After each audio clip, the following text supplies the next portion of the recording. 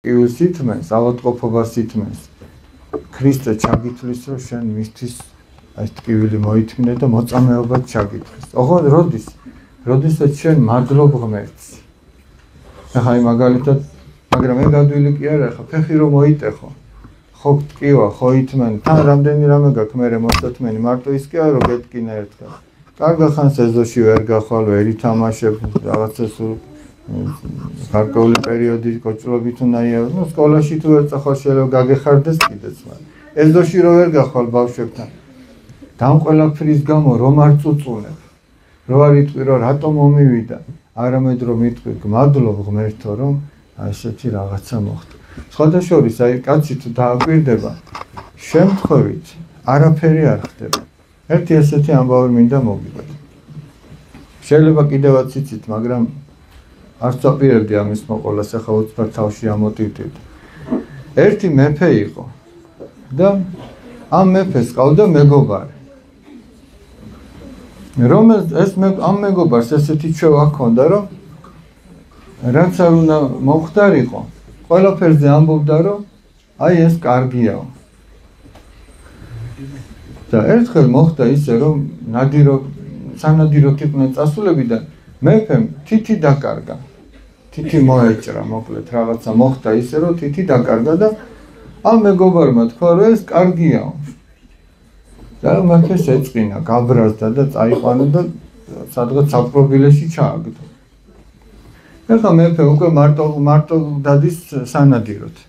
მოხდა ისე, რომ მეფე ჩაიგდეს ხელში კაცი ჭამიებმა.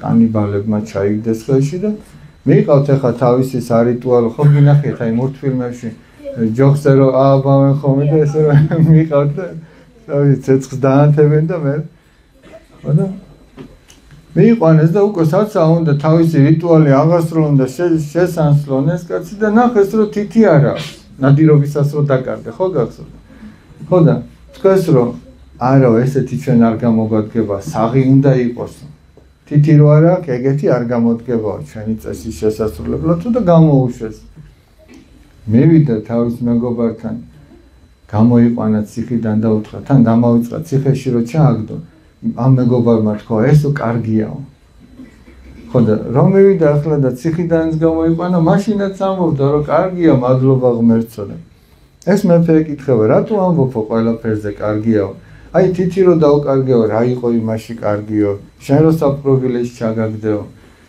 და ეხლა ნახე რას ეუბნება აბა მეფეო ეხლა დაფიქრდითო თქვენო თითი რომ დაკარგეო და მე რო საპყრობილეში ჩამაგდეო როგორ არ იყო კარგიო ეხლა მე რო საპყრობილეში არ ყოფილიყავი ხო შენთან ერთად ვიქნებოდი სანადიროდ და შენ რო შეგატყობნერო თითი არ გქონდაო მე რო ვის შეჭამდნენო